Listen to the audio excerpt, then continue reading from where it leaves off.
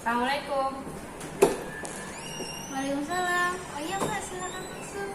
Mari Mbak, silakan duduk. Iya, terima kasih.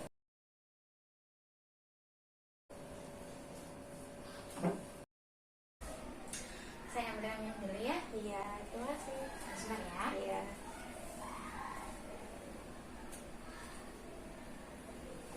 Silakan Mbak. Iya. Terima kasih.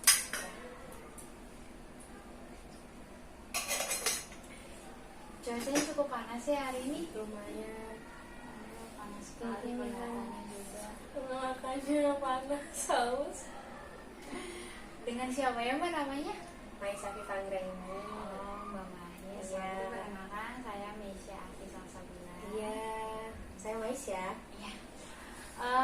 Sebelumnya mungkin lebih nyaman dipanggil Mbak Mahis atau Kak Mahis nih? Lebih baik Mbak Mais saja sih. Oh, Mbak Mahis ya. Oke, baik. Mbak tinggal di mana ya? Di Bekasi, tapi lebih tepatnya di Narogong. Oh, berarti dari Narogong ke sini.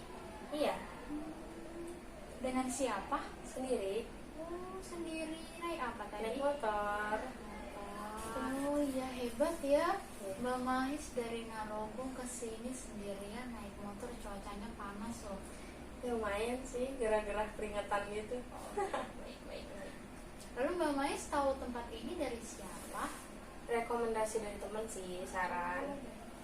Temen nanya, aku nanya teman, oh di sini aja di Mbak Meisya gitu. Oh iya, iya, iya, baik, baik.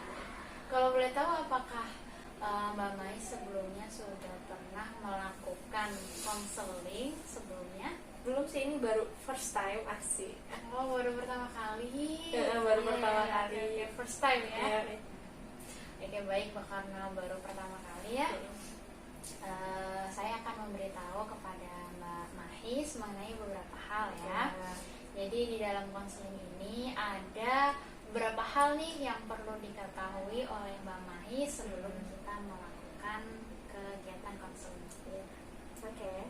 Untuk itu perkenankanlah saya untuk menyampaikan beberapa hal ya Mbak Mahis ya. Oke, Mbak Boleh. Mahis, jadi konseling ini adalah sebuah pemberian bantuan yang dilakukan oleh saya sebagai konselor kepada klien, kepada Mbak Mahis ya. Iya. Yang mana saat ini Mbak Mahis menjadi seorang klien. Oke. Dan konseling ini bertujuan dalam pengembangan case. Case itu apa? Case itu adalah kegiatan efektif sehari-hari. Kemudian berguna juga dalam pengentasan case, yaitu kehidupan efektif sehari-hari yang terganggu seperti itu. Dengan fokus agar Mbak Mahis nantinya menjadi pribadi yang mandiri dan mampu mengendalikan dirinya sendiri. Begitu ya. Mungkin dapat bisa dipahami Mbak Mahis? Bisa. Alhamdulillah. Jika ada pertanyaan boleh ditanyakan. Ya, mungkin lanjut aja. Oke, lanjut ya. Selanjutnya di dalam konseling ini memiliki beberapa fungsi. Saya akan menyampaikan dua diantaranya ya. Jadi yang salah satunya itu fungsi pengentasan, di mana dalam proses konseling ini nantinya dapat membantu Mbak Mahis dalam menyelesaikan permasalahan yang mungkin dialami oleh Mbak Mahis, gitu ya. Selanjutnya adalah fungsi pemahaman, agar di mana Mbak Mahis dapat lebih memahami perasaan yang dialami Mbak Mahis, begitu, yang tengah dialami oleh Mbak Mahis. Selanjutnya setelah ada beberapa fungsi yang sudah saya jelaskan tadi, ada lagi namanya asas-asas dalam konseling. Nah, yang paling utama nih yaitu asas kerahasiaan. Gitu. Jadi segala sesuatu yang nanti Mbak Mahis akan sampaikan kepada saya itu akan menjadi sebuah kerahasiaan. Ya, sebuah informasi-informasi atau data-data yang mungkin akan saya dapatkan nantinya itu dijamin aman.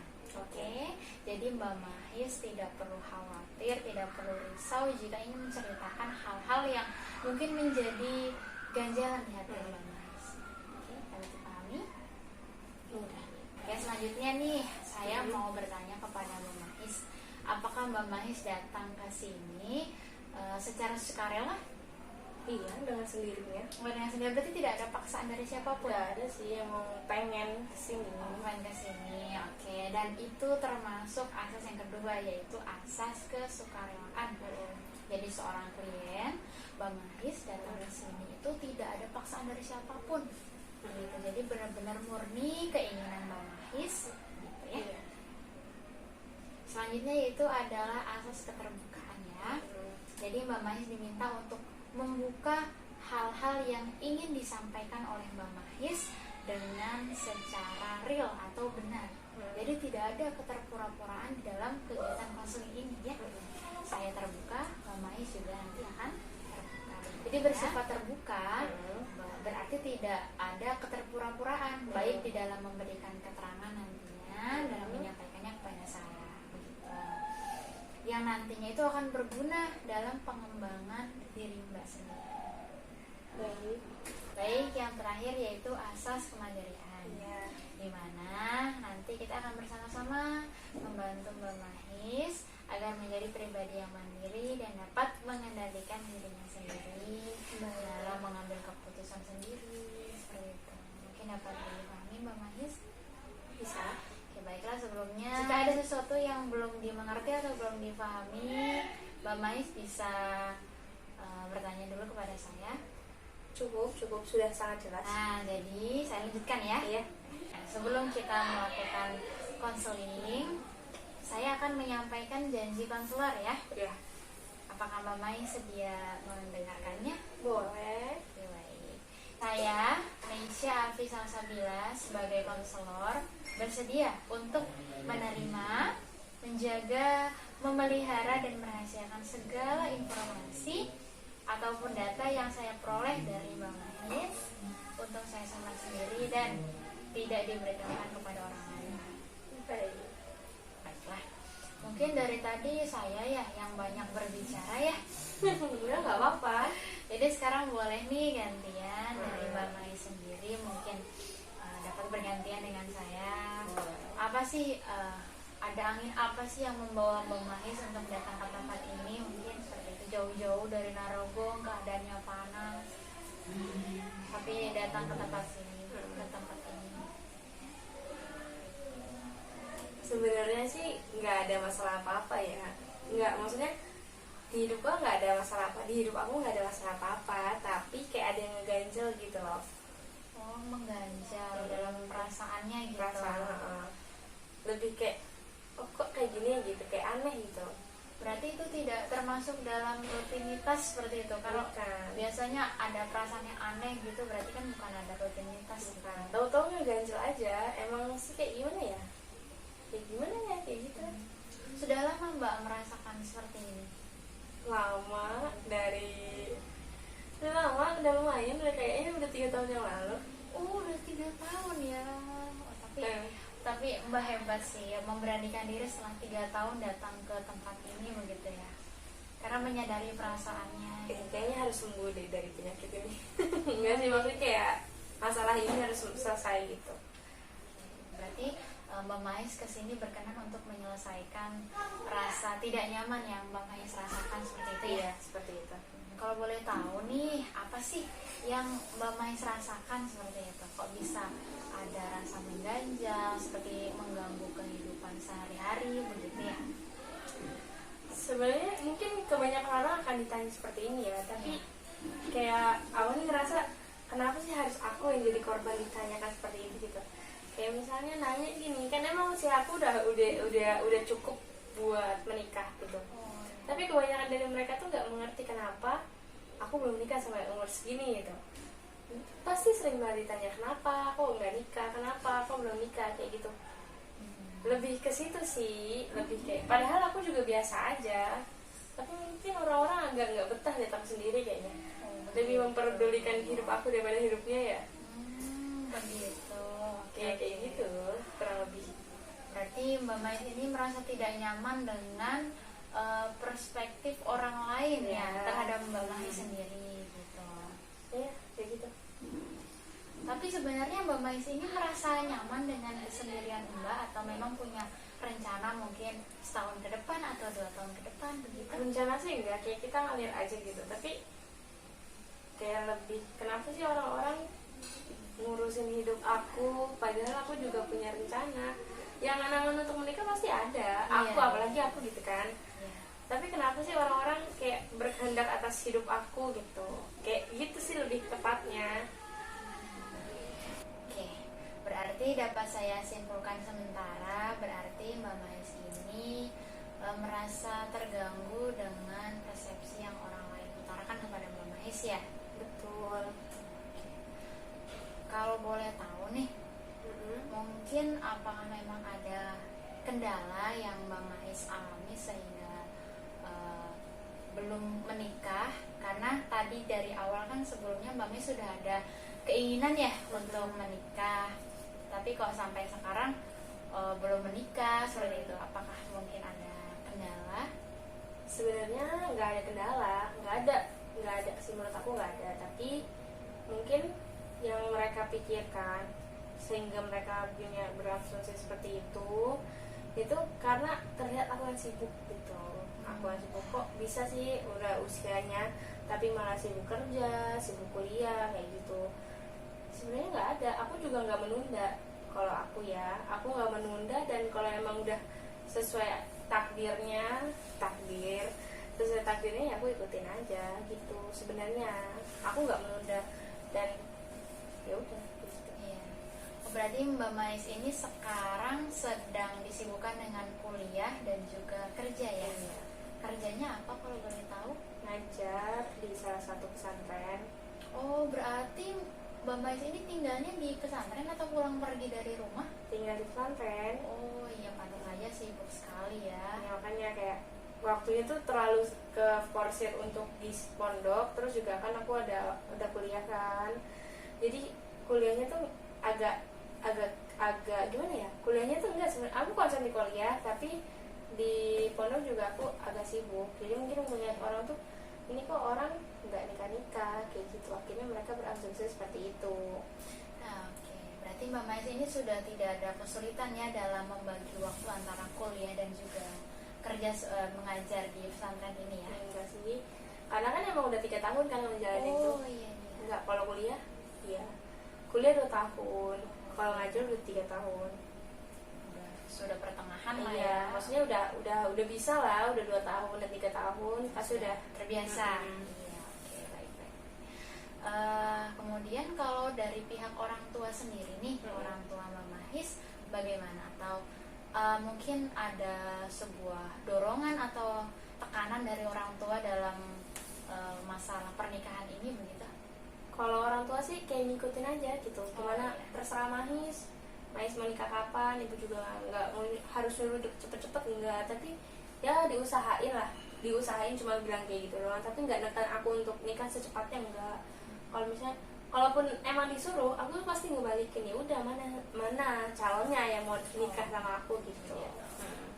Berarti Mbak Mais ini tipikal orang yang nggak apa-apa dijodohin gitu ya? Iya, bukan nggak apa-apa dijodohin, iya yang penting cocok sih, emang nggak apa-apa. Iya, ya, perasaan hati ya. Iya, soalnya kalau dijodohin nggak cocok tuh kayak yang nggak bisa lah. Iya, yang jalan hidup kan kita. Iya betul. Yang terpenting kan kebahagiaan yang menjalankan. Iya, makanya ibu juga nggak terlalu mau ngejodohin juga enggak, dia kayak ya udah terserah Mais, setelah nanti juga Allah kasih kok. Iya. Gitu. Berarti nggak ada masalah nih ya antara orang tua dan juga Mbak Mais ya? Enggak sih, alhamdulillah selama ini malah orang lain yang mempermasalahkan itu gitu. Memang persepsi atau omongan dari orang lain itu tidak bisa kita kendalikan ya? Iya, yang bisa kita kendalikan kan diri kita sendiri. Perasaan kita sendiri. Nah, itu yang agak susah sih buat aku. Betul. Itu permasalahan mungkin hampir setiap orang begitu ya? Wajar kali ya? Iya betul. Karena ya orang-orang di luar sana memang berhak untuk berkata seperti itu ya. Tapi kita nggak bisa menghentikan mereka. Tapi kita tadi bisa mengontrol atau mengendalikan diri kita sendiri terhadap omongan-omongan yang seperti itu. Kemudian kalau boleh tahu nih, tadi kan Mbak Mais sudah menceritakan bahwa kesibukan Mbak Mais kuliah dan juga mengajar di sebuah pesantren. Saya mungkin full day ya. Seperti itu. Kemudian orang-orang yang membuat Mbak Mais merasa terganggu dengan ucapan-ucapan mereka itu sebenarnya mereka mengetahui nggak sih sama kesibukan Mbak Mais yang seperti itu? kayaknya lebih banyak yang nggak mengetahui.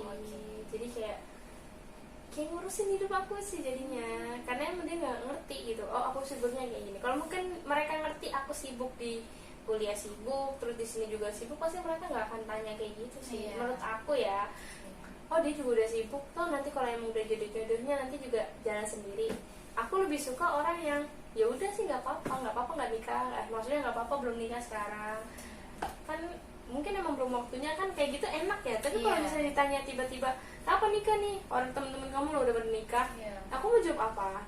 Kayak seolah-olah tuh kayak ditanya meninggal gitu loh kalau ditanya kapan nikah, karena kita juga nggak tahu ya. Iya, karena kita juga nggak akan tahu gitu. Harusnya secara logisnya kayak gitu, tapi kan emang budaya orang Indonesia kayak gitu ya, nanya gitu. Kalau udah kelihatan tua ditanya, padahal aku nggak tua-tua banget gitu ya, maksudnya udah usia aja, tapi aku nggak tua-tua banget ya, namanya orang-orang tua. Kemudian saya ingin bertanya nih kepada Mbak Mahis, menurut sudut pandang Mbak Mahis sendiri nih, apa sih makna dari pernikahan itu sendiri menurut Mbak Mahis? Pernikahan menurut aku ya, pernikahan itu kan ibadah seumur hidup ya. Ibadah seumur hidup, oke. Ya pasti kan, kalau milihnya namanya ibadah kan kita kayak kita lagi jalan di atas laut naik perahu, kita butuh nahkoda. Nah, kita tuh perempuan tuh penumpang ceritanya, atau enggak yang ngarahin peta lah. Nah, kita butuh nahkoda yang benar kan. Pastilah kalau kita nikah nggak mungkin kita asal nggak apa-apa, yang penting dia mau sama gue, nggak mikirin dia bener-bener akhlaknya atau dia bener enggak sikapnya ke kita gitu, ke orang tua kita gimana, nanti kalau misalnya udah nikah dia KDRT atau enggak, kan pasti mikir ke situ ya. Tapi mungkin kebanyakan orang akhirnya ngomong melantarkan kalimat yang kapan nikah itu mungkin dia nggak tahu gitu ya. Yang aku persiapkan untuk suami aku tuh kayak gimana gitu. Jadi mereka tuh seakan-akan kayak udah ngerti lah, udah lah nggak apa-apa daripada perawan tua. Sedangkan mereka nggak tahu kan kalau yang aku pilih tuh yang kayak gini gitu ya. Sebenarnya aku juga pengen nikah gitu. Jadi Mbak Mahis ini sudah di fase dimana Mbak Mahis sudah mampu menerima diri Mbak, juga sudah mengerti apa yang Mbak Mahis inginkan, apa yang Mbak Mahis butuhkan untuk masa depan Mbak Mahis, seperti itu ya. Lebih tepatnya Mbak Mahis itu sudah merencanakan apa yang akan Mbak Mahis kerjakan nanti ke depannya, gitu ya. Tetapi ada kendala tadi karena persepsi orang lain yang nggak pas sama apa yang Mbak Mahis jalani, begitu. Iya, betul. Tapi memang tidak bisa kita hindari, memang itu tadi yang sudah saya bilang. Tapi yang terpenting Mbak Mahis sudah mampu menerima, sudah mampu memahami, dan sudah mampu menjalani. Berarti Mbak Mahis itu sudah mengerti apa yang menjadi kebahagiaan Mbak Mahis sendiri. Itu yang paling penting, begitu ya. Baik, mungkin tahap selanjutnya di sini saya akan menjelaskan salah satu teknik dalam konseling, yaitu empty chair atau kursi kosong. Jadi di mana Mbak Mahis kan mungkin memiliki suatu perasaan atau beberapa kalimat yang ingin Mbak Mahis sampaikan kepada orang-orang yang membicarai Mbak, berbicara mengenai Mbak yang tidak seharusnya, seperti itu ya, sehingga melukai perasaan Mbak Mahis, begitu. Mungkin Mbak Mahis ingin menyampaikan, anggap saja kursi ini duduk seseorang yang selalu berbicara mengenai Mbak yang tidak sebenarnya, seperti itu ya. Silakan disampaikan.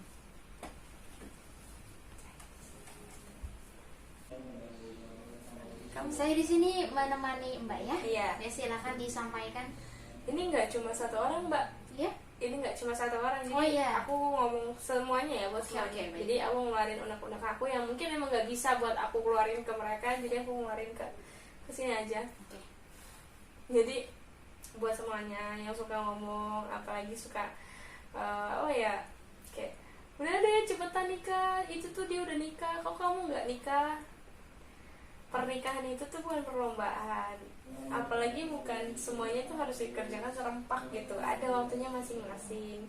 Aku mungkin memang belum waktunya buat nikah sekarang, tapi ya amal soleh lah, tolong Ya tapi tolong mengerti keadaan aku gitu. Kalau misalnya aku udah gak mood menjawab, aku gak mood bercanda, itu kan sebenarnya bukan bercandaan, itu tuh hal yang serius yang bisa menyakiti hati seseorang. Makanya aku sampai kesini tuh kayak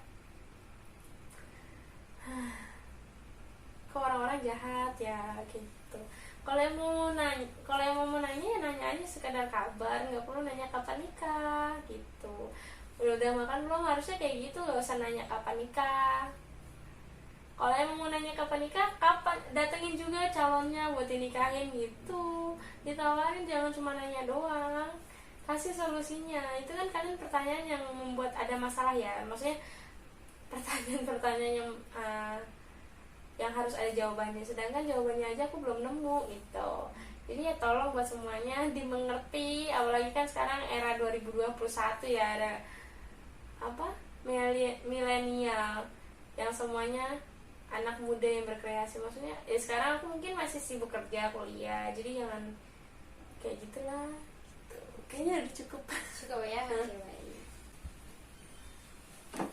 Terima kasih Mbak Mais, luar biasa sekali sudah berani menyampaikan dengan begitu detail ya perasaan Mbak Mais. Ya baik. Mungkin untuk saat ini ya Mbak Mais masih menggunakan metode kursi kosong, yang dimana tadi Mbak Mais sudah mengutarakan perasaan Mbak Mais, tetapi dengan kursi yang seakan-akan orang tersebut duduk di sini begitu ya.